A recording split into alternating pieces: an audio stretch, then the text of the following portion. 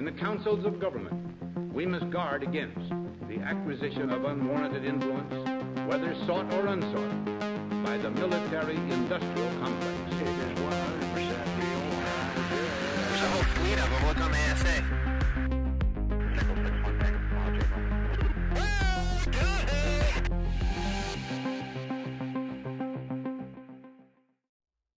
Hello, and welcome to the Curious Dimension podcast. I am your host, Matt Barone.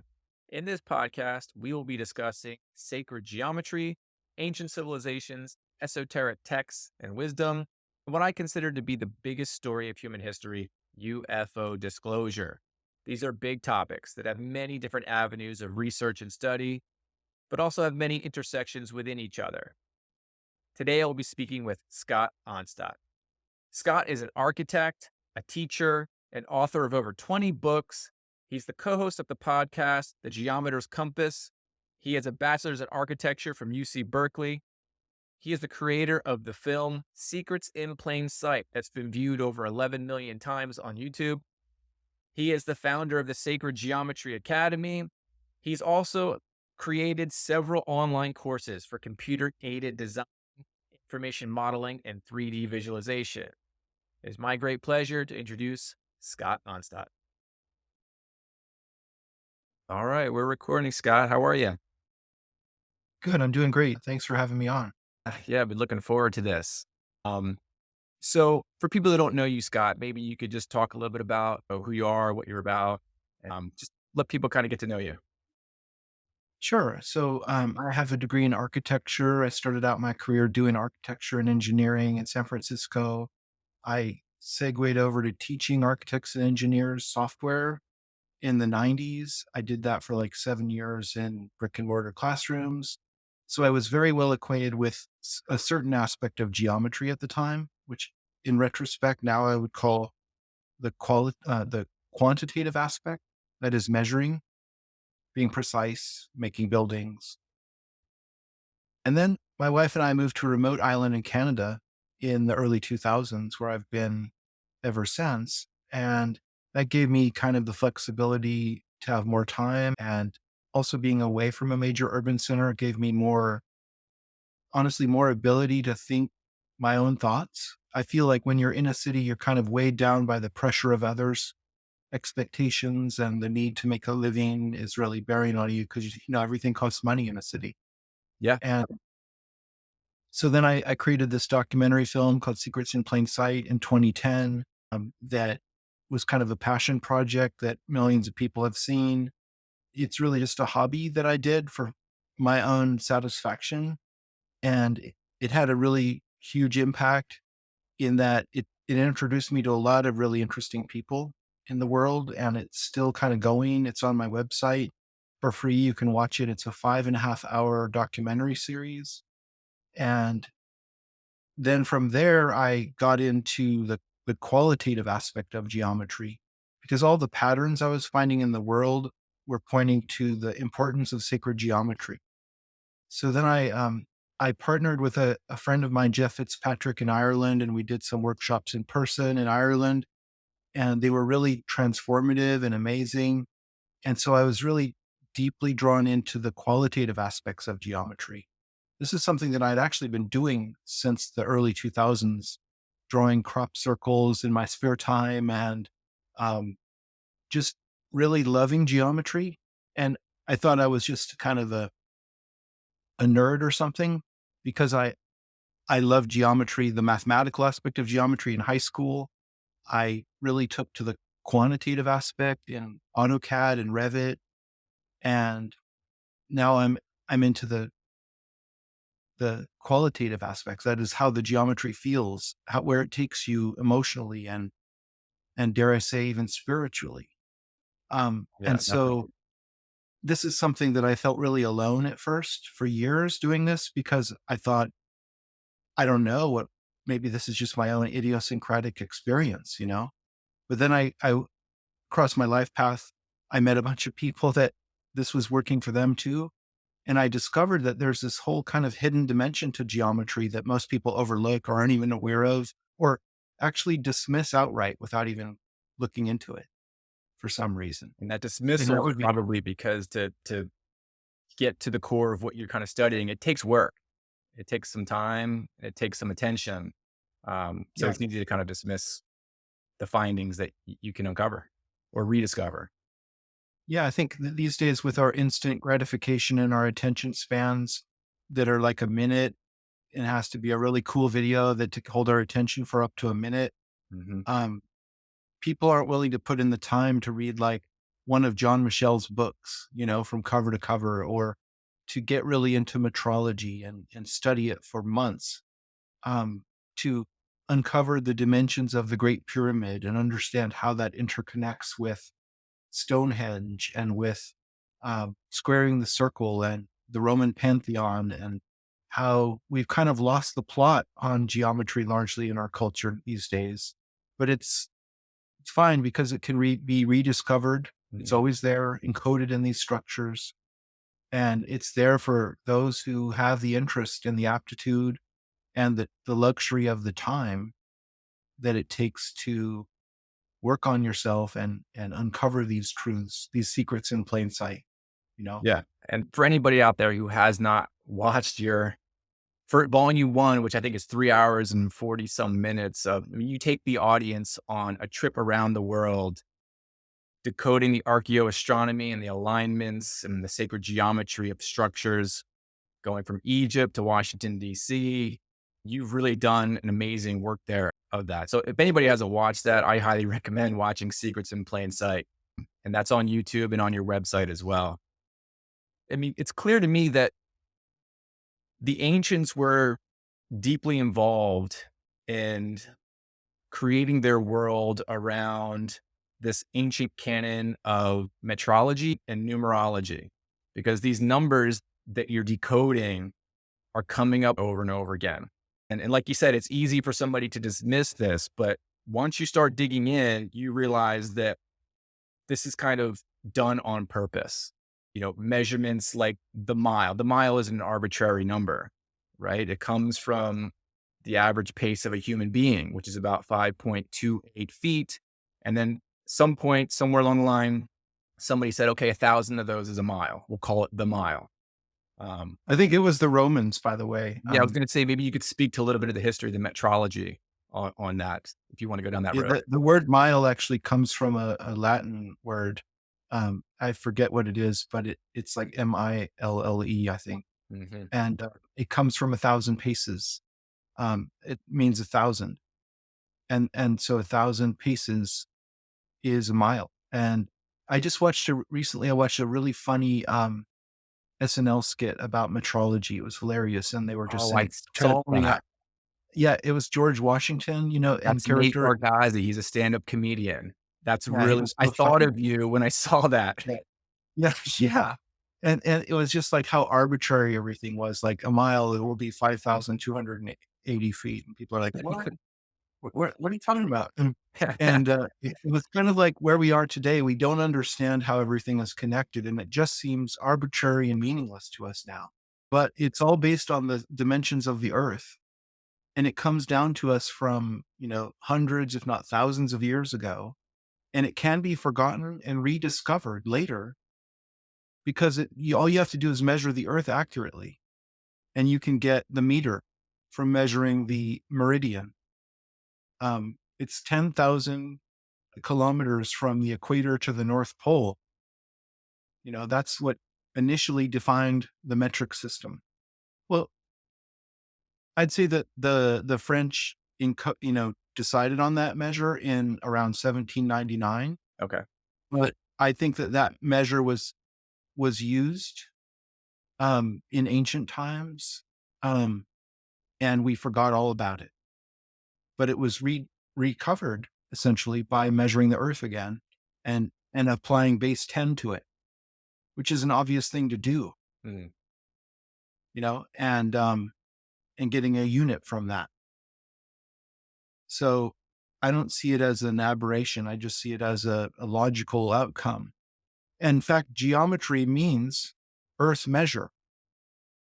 And we often forget that. And we think geometry is just some drawings on paper that you learn in high school. But what it kind of blows my mind is you can make these simple drawings on paper that encode the true dimensions of the moon and the earth and squaring the circle and so much more, and the Great Pyramid slope angle, all in one diagram that John Michel published in 1973.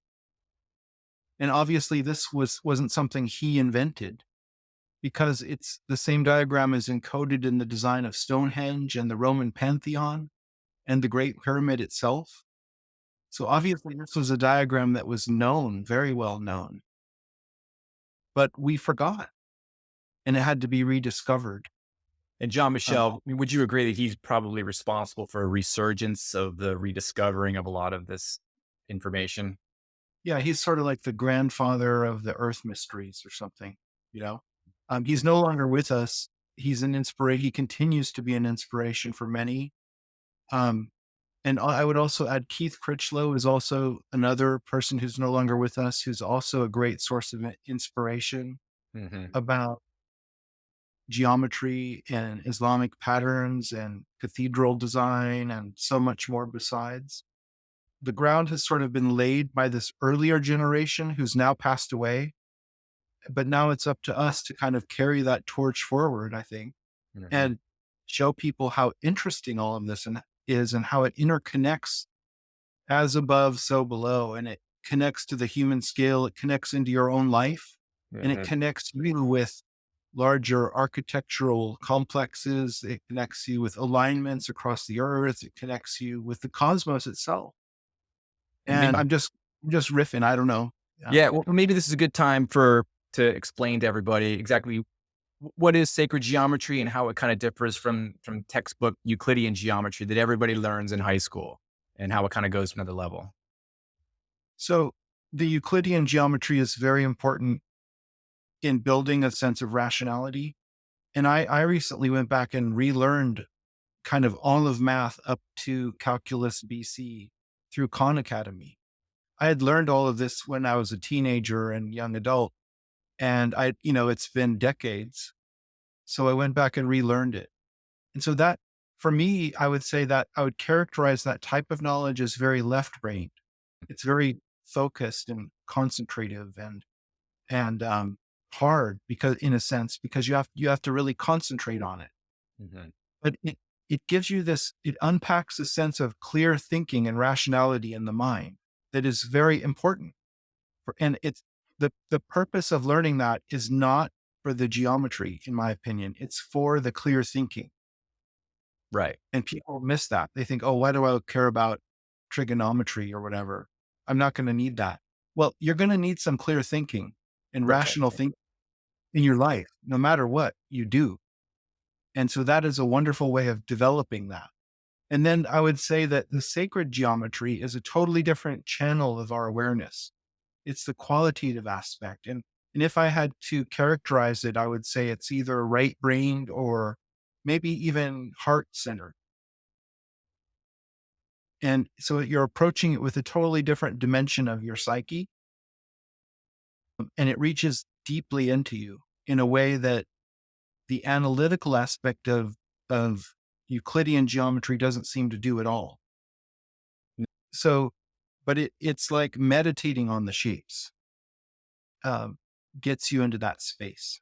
And that's And something I so, try to teach my students is, when you're working with the compass and the straight edge, this is one of the more fun things that we actually do. And you should treat it as kind of a meditative practice, because it could unlock some things in your mind and help engage you a little bit further. and what I think people forget that, like, where I'm describing two aspects of geometry so far: the concentrating aspect, and then more of the kind of contemplating aspect.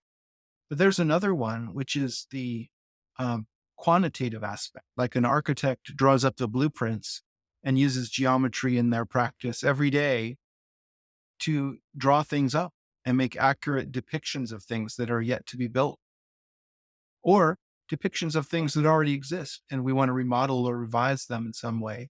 We can't do it without geometry. So there's a whole host of professions that this can be used in. But that aspect of geometry is it's a little bit more like an easygoing math, because an architect, you really aren't having to do much math, but it's more about the aesthetic appreciation and the beauty inherent in the geometry that you get into through that channel. Mhm. And also the kind of mundane complexity of all of the building systems and the dimensions and the administration and the construction. It's all very complicated and it has a more mundane quality. The sacred aspect of geometry has a sacred quality, an exquisiteness to it, right? But Mhm. what I want to say is we forget that it's the same geometry in all three of these instances. What changes is our perception of it. Mhm. It the way we're approaching it is totally up to us. And so I would recommend people learn a little of each one of those approaches and see which ones they really resonate with. And don't just pick one. I'd say that to be a well-rounded individual over time, you should really kind of expand on all fronts, and experience all of these things. Um, because geometry is a unique subject in all subjects. Because I believe the universe is made out of geometry. It underlies all things. Geometry is the visible manifestation of mathematics, and mathematics is what everything is based on. The atom is a bunch of quantum numbers in an equation, and there's really nothing more to matter than math. So I don't know. All is number. All this number and also geometry and meditating on these shapes is a way of going inward. And it's a very efficient vehicle for going to some of the deepest layers of the psyche. So it's that's why it's a unique subject, because it's used to look outside of you and measure the world, and also to go inside and experience the interior. And I don't think there's anything else like that. Maybe music has that kind of quality to reach within you deeply, and also to reach everyone in the whole audience and have them outside of you resonate with it. So that's the closest parallel I can draw. Music would be geometry. It would be the movement of number and time, and geometry is the movement of number and space. So Right. again, all is number. It depends on how you're looking at it, right? Right. Exactly. And I guess I had a question. So if someone wanted to start, because I know sacred geometry is more of an experience, it's kind of difficult to explain. But for the person who would really want to start with this, like, would you suggest someone looking at the ancient canon of number, metrology, or would you suggest someone start drawing? Like when you and Jeff do your intro courses, and you don't have to give away any trade secrets here if you don't want to, but when you and Jeff Fitzpatrick do your kind of intro courses, where do you guys start with someone that's kind of a novice with this? Well, we try to cover like three different channels in everything that we do. So the first one would be like, we'll sit down with everyone. Let's just kind of go through the arc of an in-person workshop. Okay. So we would spend a day drawing a secret geometry diagram all together in the classroom, and everyone has their own little desk with their compass and the ruler and paper and pencil. And you feel like you're kind of a kid again, drawing again, right? And it's kind of fun in that aspect, but it requires a lot of concentration. And so we really focus on that, but people only have a short attention span. Hmm. So I found that in addition to the concentration, we do that for a while, and then we'll switch over to a slideshow that I do that's talking about the archetype that we're drawing. And that slideshow puts you in more of a contemplative frame of mind. You can kind of sit back and go like, oh yeah, that's cool. Yeah. And it lets you kind of get more into the kind of appreciation mode. And that kind of refreshes you because there's only so much time anyone can stay really focused on a task until you kind of burn out. Right. So Right. we kind of alternate between that. And then we'll do a meditation that Jeff will lead with. He has these incredible visuals that he shows on the screen with great audio that he's selected. and actually commissioned artists to make both the visuals and the audio. And so what we'll do is we'll experience that. And then afterwards, well, we've set up the classroom such that everyone's sitting on a yoga mat at their little IKEA desk, which is like, I don't know, 2 feet off the ground. So you're kind of sitting cross-legged while you're drawing. And then you watch the visual meditation, and then you lie down and close your eyes on your yoga mat. And so that's when you go into the meditative state. And I find that that's super refreshing. And so we go through these cycles of concentration, contemplation, and meditation, and then repeat. And we find that that really works well. And you can kind of do that all day long because you're getting everything that you need as you go through these cycles.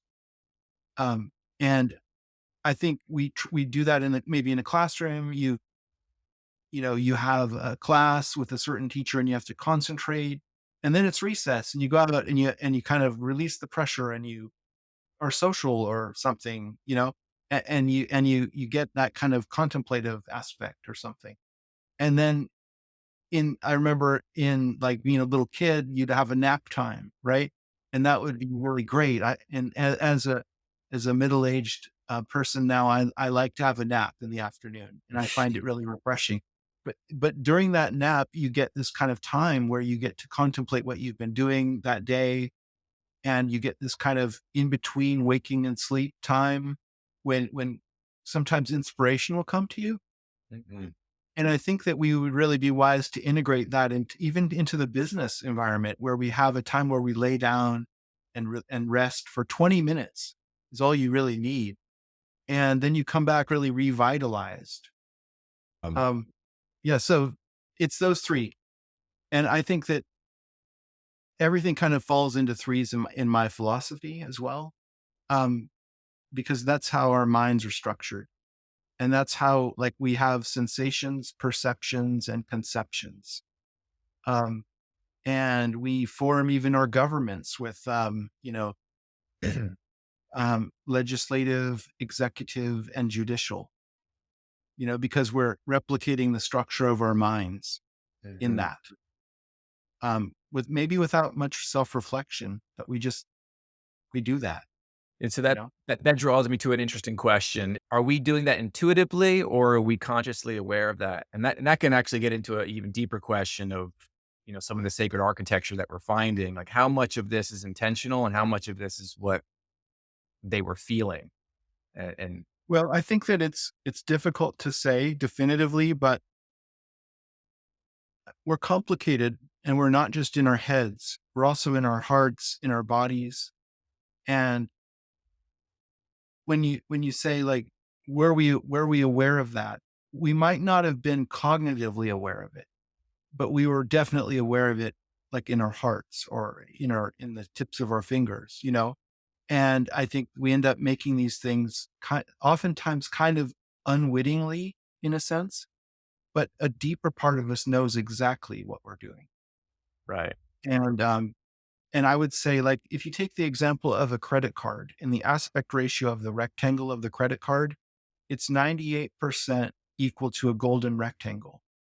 And what that tells me is that it wasn't a mathematician who set out the proportions, because it would have been 100% accurate as a golden rectangle, but it was maybe a business executive or um, someone who was a graphic designer or something like that that decided on this proportion based on feeling, Right. and feeling what was the right proportion for this thing everyone's going to be carrying around with them. And they fell right into the golden rectangle, Which is but aesthetically it, pleasing. aesthetically pleasing, but there was a little gap.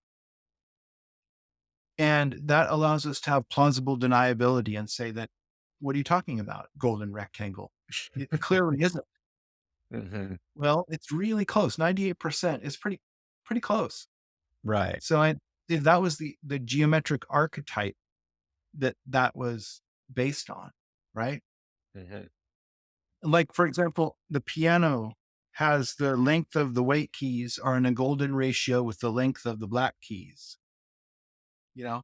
And a lot of records on vinyl, the sticker in the middle is in a golden ratio with respect to the vinyl that's exposed. And so, you know, did a mathematician measure that and calculate? No, no, I don't believe it.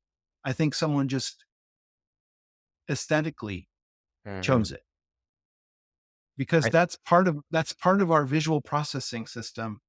And I wrote a book on Leonardo da Vinci that kind of reveals that most of his paintings are based on the golden rectangle, and like to a level that you wouldn't believe.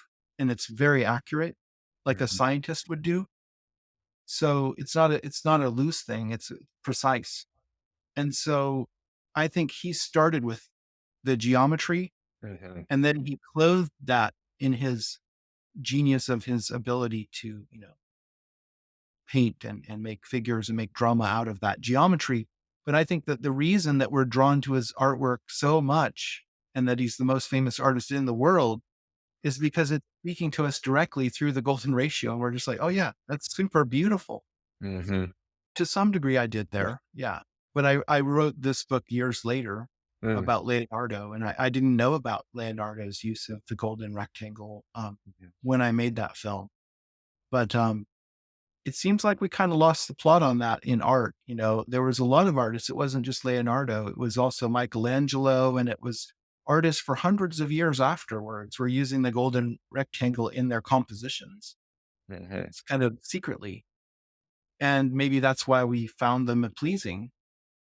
But now art is a different thing altogether, and it's not even like that at all. So again, Mhm. we've kind of lost the thread on that.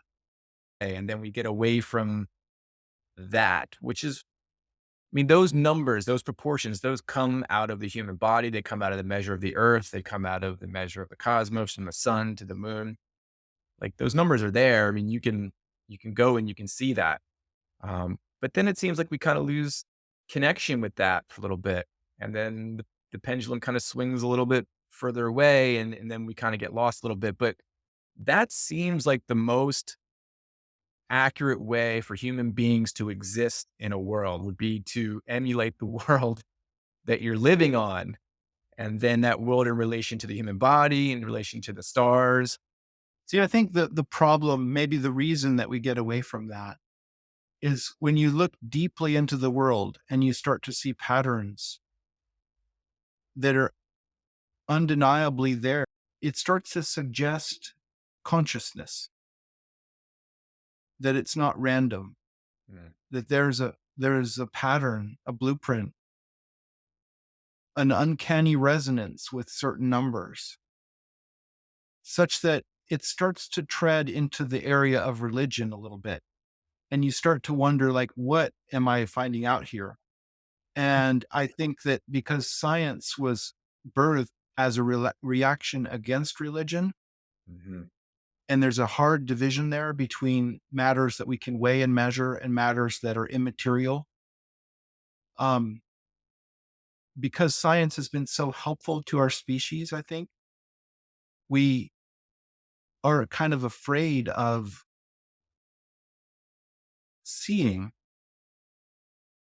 the consciousness that's the evidence of consciousness in the world, Right. because that would imply a deeper pattern that we don't want to think about if we're wedded to materialism. But I don't know. I think that we're getting mature enough as a species to open up to that possibility. And because materialism has been shown to be um, just an approximation of reality that's useful, but we've known for 100 years now with quantum physics that consciousness is inextricably part of reality. Mhm. But we haven't come to grips with that as a society even yet. So, what does that say about materialism? Where does consciousness fit into that? Where does it even come from? It's called the hard problem because it doesn't make any sense from a materialistic point of view that consciousness would even exist. And people that are rooted in that will dismiss it immediately. And it's very sticky. It's a very sticky point because it's an easy way out to say, well, this is all there is. The mind is in the brain. and there's nothing else out there because it's elusive. But through quantum mechanics and advanced physics, we're rediscovering probably what was known a long time ago. Um, and, these bits of truths are coming out. I think, advanced physics and maybe even individuals that were highly into plant medicines were really suspecting this, 50 years ago. But now it seems like it's becoming a little bit more mainstream and it's slowly dripping out into the public that this may be uh, a part of our reality. I think so. Yes. And I think that it was necessary for us to break away from religion as a society because religion had a stranglehold on anything that would be considered true or any even areas of research that could be looked into. So that was like, I don't know, 400 years ago or something, right? Mhm. And now we threw out too much with that division Mhm. because, yeah, I think it's high time that we come back and examine some of these ideas with a scientific perspective, if you will. But it has to be an expanded perspective. I know Rupert Sheldrake wrote a great book about science set free and 10 great ideas that science could be expanded on by looking into it in a more holistic way. Um, I don't know. The problem is it gets into kind of an ideology that's hardened in a lot of people. Kind of, um, so And yeah, that can, it requires people to think outside of the box oftentimes to connect the dots. And I'm good at that, but I recognize that I'm kind of rare maybe, and that most people are either drawn to be an artist or a scientist, you know, Mm. but I'm seeing value in both approaches.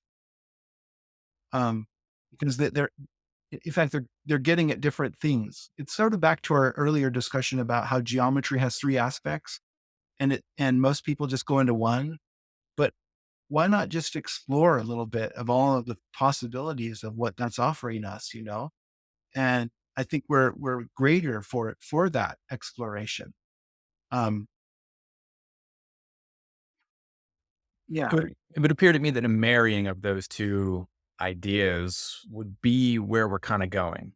So you can draw from both aspects and study both aspects. but Yeah. when you think about, I don't think I'd be satisfied being like a hardcore atheist scientist or a fundamentalist religion in a fundamentalist religion of some stripe because both are very similar in how close-minded they are.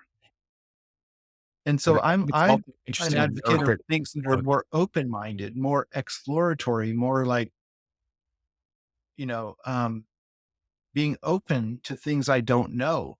How can you learn unless you're open to things that you don't know? Yeah, I don't know. That's true. And it's kind of, it's probably a good act on their part to kind of reconnect with the whole aspect of reality that they denied. Mhm. But I'm not advocating belief in a higher power myself. I just see the signature of consciousness written all over the universe. Yeah. And so I leave that up to you to fill in, what does that mean? And I think that everyone fills in that story in their own way. And I Mhm. think that's an important part of each person's sort of hero's journey is to discover what's in that, what's on your path in that distant land that you're journeying to. What do you find there in your own way, in your own words? And fill that in. Because if I was to tell you, it wouldn't, it would probably be more idiosyncratic to my life Right. and it Personal. might not apply to you. And also, if you discover all these things on your own, it's way more meaningful to you because there are things that you've done and you've experienced and you've encountered. You know, that's why I think it's just a call that to go on a journey of discovery for each person. And I think that to do that, it's good to emphasize the mystery of it, that we don't know, that we're open. And there's that 98% exactness with the credit card relating to the golden rectangle. And you can deny that and say that's your way out. That 2% gap right there is enough for you to say, what are you talking about? There's nothing, this is just completely You're false. playing with numbers. Or it could be enough of a correlation for you to see something there, but that's really your business. And I don't want to get in the way of your business. That Right. is your prerogative. And I like to guide people to see things in a certain way, but then I leave it up to them to decide what that means. I think that's essential, because a lot of people make the mistake of saying, well, this is what it means. And, you know, and, And that's and dangerous. I don't know that. I think I would be diminished if I claimed to have certainty about what everything means, because I'm just one guy. How could I know? And how could I can't even convince myself that I know everything. So how could I convince you? And I think like Socrates was considered to be like the wisest man because he admitted that he just doesn't know. And I'd like to follow in his footsteps and say, I don't know. And I'd like to know. And let's talk about it and let's examine it and let's toss the ideas around, because we're living in this mystery. We don't really know what it's all about, but I think we're better when we work together to kind of approach the mystery from myriad different angles and different viewpoints to get at that. I think we're enriched by that. And the problem that I see with a lot of belief systems, whether it's scientism or religion, is that each of them claim to know with certainty how it is. And when right there, they've just diminished their whole philosophy by that. What's wrong with leaving that gap, leaving that space for the mystery to exist in? I think that's essential. I can tell you a cool parallel that I found in 3 different domains. Um, so it's called what I call the gap. And I was drawn to this because the gap is about the same. I think it's 0.014 is the delta. And so if you look at the year is 365.242, and if you compare that to a full circle of 360 degrees, that's your gap. So it seems like in some way that the orbit of the Earth around the sun is like a circle, and wouldn't it be pleasing if that was exactly 360 days? But it's not. It's off a little bit. It's that gap that I'm talking about. Well, it turns out that gap is the same as the Pythagorean comma in music, which is, what is it, 12? I think it's 12 just perfect fifths to 7 octaves, or vice versa. But it seems like in music that these things should be equal, but they're off by that same gap. And it makes me wonder, like, wait a minute, maybe this gap is actually a feature. Maybe this bug on my iPhone is actually a feature, and there was another one that has to do with the constants pi, phi, and e. And if you draw them in a triangle, it makes a almost perfect Pythagorean right triangle. Can you explain There's that a to people? How would you draw that? Like each side length is pi, phi, and e? Yeah. Okay. Yeah. So, I got it. I can't remember, but I think it must be that pi is the hypotenuse, It right? would be, yes. And, 'Cause and e then is the 2 base point. e, Yeah, and then pi would be the height. And then correct. if you draw that up and draw with a right angle, there's a tiny little gap in the top where the pi side is trying to meet up with the phi side. And that gap, if you run it through the Pythagorean equation, is the same delta as the other 2 phenomenon that I just discussed. And those 3 And numbers are in Da Vinci's squaring of the circle, the Vitruvian Man, which I think Yeah. Yeah, well, so Robert Edward Grant, who I know you've spoken to before, he's got a great video on his site where he uses nothing but a compass and a ruler to recreate the Vitruvian Man squaring the circle, and he's got one circle and he's got three squares there, and one of the squares area equals E. And if you use one as the radius, one of the circles has an area of pi. And then the other one, the smaller circle, has a perimeter, which is 1/2 pi, which would be the circumference, which would be, if you take the perimeter of that square, one length is 1/2 pi. So multiply that times 4, and you get 2 pi, which is the circumference of the original circle. Yeah. And um, it's not possible to form a rational um, kind of equivalence between these numbers because pi and E are transcendental and there is no algebraic solution to them. And so I think Lindemann proved in the 19th century that you can't exactly square the circle because of the transcendental nature of pi.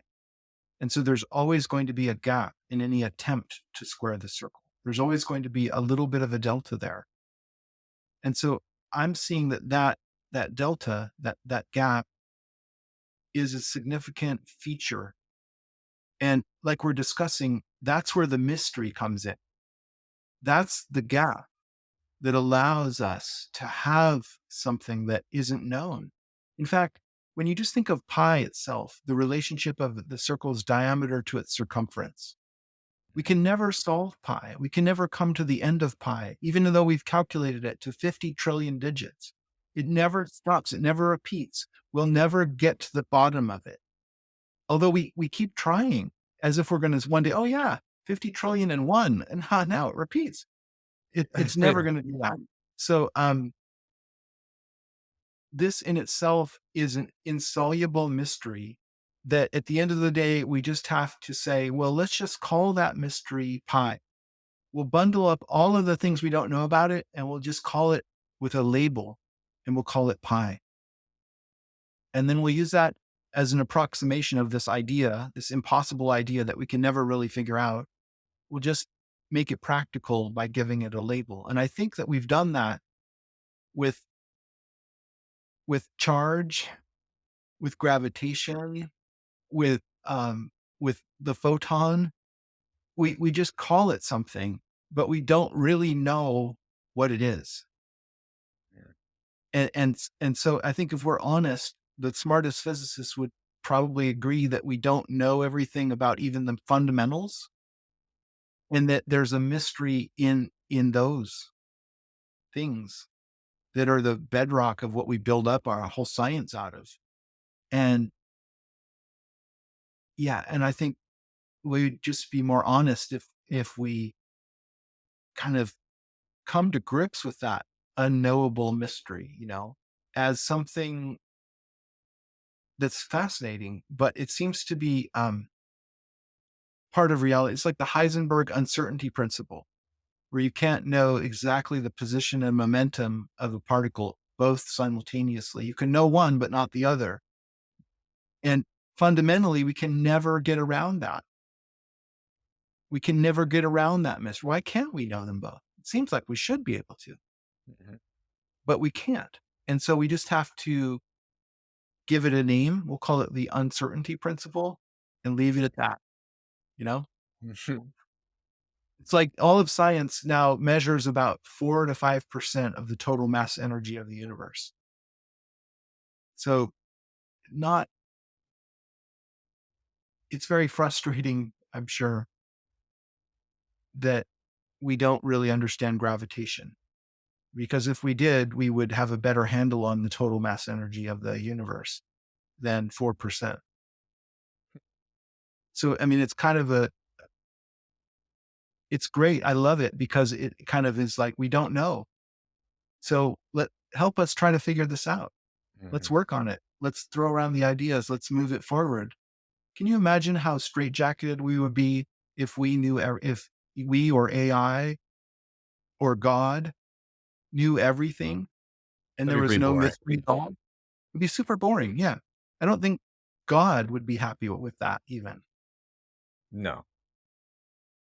Then I mean, why what's make the a what's universe the if you know under? everything about it? Why not have a little bit of surprise and novelty come up?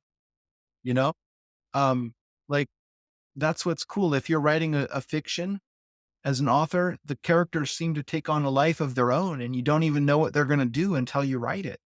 Mhm. That's the coolest part, right? Of making a universe is probably not even knowing where it's going to go and being enthralled with it. And the reason for that, I think, is that gap or mystery. Speaking of gaps and mystery, I wanted to talk a little bit about something here, and we can go as deep into this as you want. You know, certain crop circles that pop up around the world, and whether you believe they're man-made or something else otherworldly is making them, I've got my opinions on that.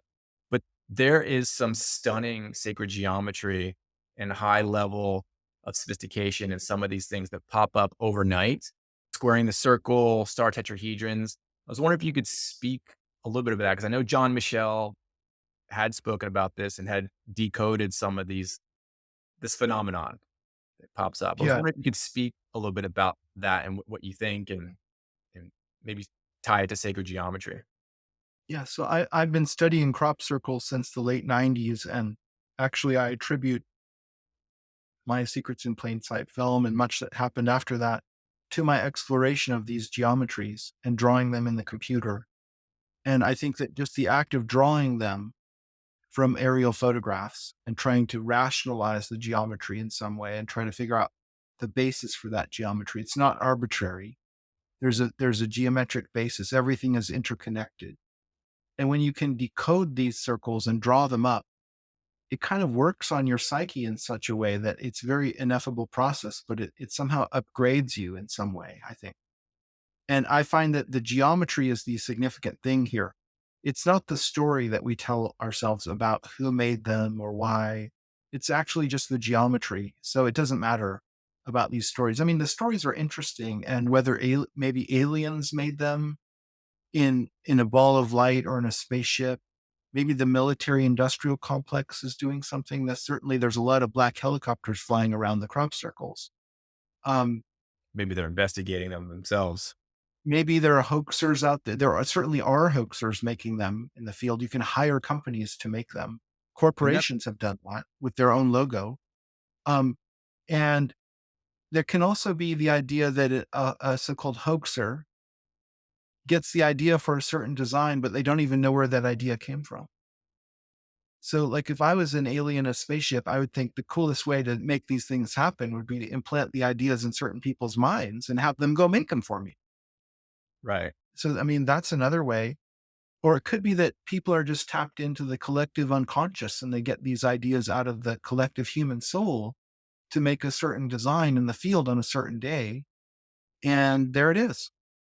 And yet we are kind of mystified about the beauty and complexity of these geometries. And what really mystifies me is society's reaction to them Well, is that was where I cold. was gonna go next. It's totally cold and it's like a hoax and we should dismiss it and don't look at this. It's a joke. Don't Um, study it. don't study it. There's nothing there. You would be a fool. It's sort of the attitude towards UFOs as well. It's like, you're crazy if you talk about aliens. Right, but there's clearly Um, something happening, and it's worthy of inquiry and study, no doubt.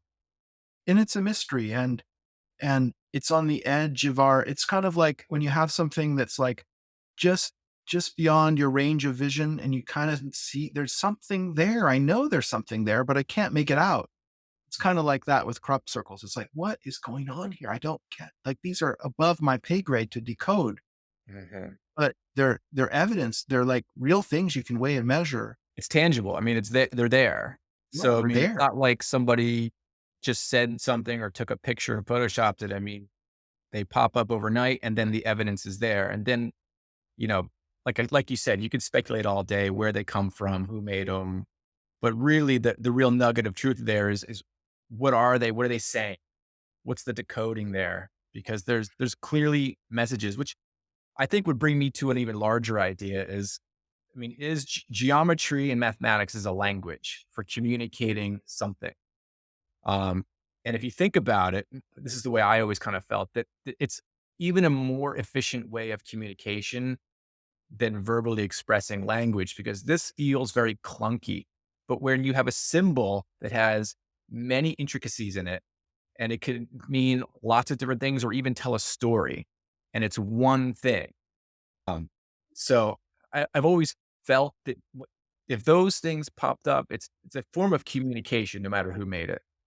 And then really studying it and understanding it and what it is, I think is absolutely critical. Um, I've often wondered why crop circles aren't like the focus of intense scientific debate in universities, but it seems to be not that at all. It's completely dismissed. And I find that there's a tragedy there because we could probably learn a great deal from these messages, even if they're made by this guy who just makes them all. There was this thing about Doug and Dave and how they claimed to make them all, and now they're both deceased, I think, right. and they're still being made. And what kind of gets me is like, how many art projects go on for many decades with everything anonymous? Mhm. I think people are too egoic to like make fantastic designs and not claim any credit for them. Like And that's the for problem, right? year after year after year. And like, what is the point of that? Why are you doing that? You know? Right. Yeah. But where's the motivation for somebody to go and make a highly intricate crop circle, replying to a message from 27 years before that I think Carl Sagan sent out? And then like that's a quite an elaborate hoax to not get paid on. Um, Exactly. Yeah. I mean, it should be celebrated as an art project at the least. it should be an art form, right? I would love to see human beings go out there and make these things. I mean, they're absolutely beautiful, and it should The be farmers, yeah, the farmers often wouldn't agree. right. So that's something to consider there. I mean, it can become kind of a political and economic issue as well. So, I don't know, but it is one of the great mysteries of our times about these crop circles that consistently appear in the fields every year. And why do they mostly appear in Wiltshire? That's very I- interesting. They And they they and are found around the world, but there is a high concentration there. and why is that the area where like Stonehenge and Avebury and a lot of the Neolithic things are in that area? And a lot of people know what Stonehenge is, but Avebury, maybe you could speak to that a little bit because that's a lesser known structure, correct? I've been there. It's a earthwork kind of hinge, and it's got upright stones that are really massive. And I remember, having like there's this enormous trees that are there that are hundreds of years old, and just getting a sense of a connection with the deep past is really tangible there. Um, I know John Michelle and Robin Heath have written about the metrology, how that's connected with Stonehenge in kind of an elaborate, uh, like triangle. And I can't recall all the details right now, but it's very precisely oriented in such a way that you wouldn't expect Neolithic people to know. And yet there it is. Um, so I question whether the people that made these monuments were cognitively aware of what they were doing or whether they were kind of impulsed or led to do what they do. Hmm. And I think that phenomenon is still operative today in that we might end up building certain buildings in certain places, but we might have been kind of played by a higher intelligence to make these things happen in exactly the way that they're done. Hmm. Such that I start to speculate that maybe human beings are a little bit like mound building termites, in that we make this elaborate architecture of this mound that has like air conditioning and farming and buttressing and all this complexity that the individual ant mind cannot possibly understand. Mhm. And yet somehow collectively they build this incredible complex monument that requires a different order of intelligence. And I wonder if human beings aren't like that, in that we oftentimes are encoding these patterns on the earth in such a way that individually we're not cognitively aware of it. Mhm. But when we zoom out, we see that there's a pattern being made.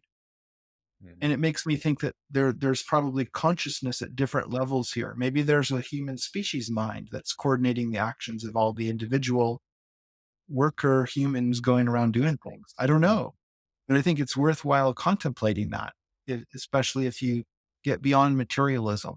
See, if you're wedded to materialism, all of that talk of consciousness beyond the meat of the human brain is completely insane. If you see that consciousness is part of the fabric of reality through the double slit experiment, you can see that maybe we have it all inside out and backwards, and maybe consciousness is the ground of being, and that everything is in consciousness. And if that is the case, and I'm arguing for idealism here as opposed to materialism, Mhm. then why wouldn't there be higher order intelligences? If everything is mental and imagined by one mind or another, there's nothing that would prohibit such a um, higher order intelligence from existing. You see?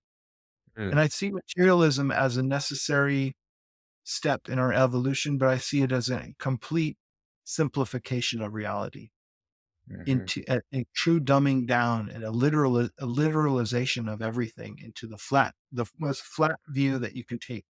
Mhm. And I think that's useful to a certain degree to do that, but I think that you lose out on a lot of complexity when you do that. A lot Yeah. of use, a lot of useful things to us as a species that we ought to unpack and look at. Our ancestors seem to understand this better than we do now. Yeah. I mean, I always like to ponder, like, what were they up to? You know, I mean, they obviously had a great deal of intellect, sophistication, um, things that we are sort of rediscovering now. And then I always get fascinated by, hearing about how Pythagoras went there and spent 30 years there learning high level mathematics, philosophy. You know, what was it like to go there? And I mean, that's a lifelong pursuit. And maybe understanding and unraveling these mysteries is really a lifelong pursuit. It's not something you're going to get in a conference seminar over the weekend. Yeah, I mean, if you really want to understand what it means to be a human being, it's a lifelong pursuit of education and discovery. And in multi-generational, I don't think that even in one human lifetime is even going to scratch the surface, but it's a good start, Mhm. but you might want to reincarnate a whole bunch of times And that to really, we can get a to whole other really, conversation about that. you know, um, ancient Egypt was around for 3,000 years as the same civilization. I mean, that Right, is staggering. They were doing something right if they were able to have such longevity, you know. right. And what are you gonna pass on over 3,000 years? I mean, the United States is a baby, and where are we gonna be in another 2,000 years from now when we have this accumulation of knowledge, assuming that the internet and a library of information can keep going on, yeah, where are we gonna be? And so that's Maybe on Mars. I don't know. yeah, maybe it seems like we might head that way. Um, but look, Scott, this has been an absolutely fantastic conversation. I want to respect your time. Um, I'd love to have you back on. I mean, these are massive topics. We could talk for days on this, but I really want to thank you for taking an hour and chatting with me. Really enjoyable. Oh, you're very welcome. Thanks for talking with me today. Yeah, absolutely. Thanks for tuning into the podcast. If you like this content and you want to see more like it, please hit that like button and that subscribe button. It really helps out the channel.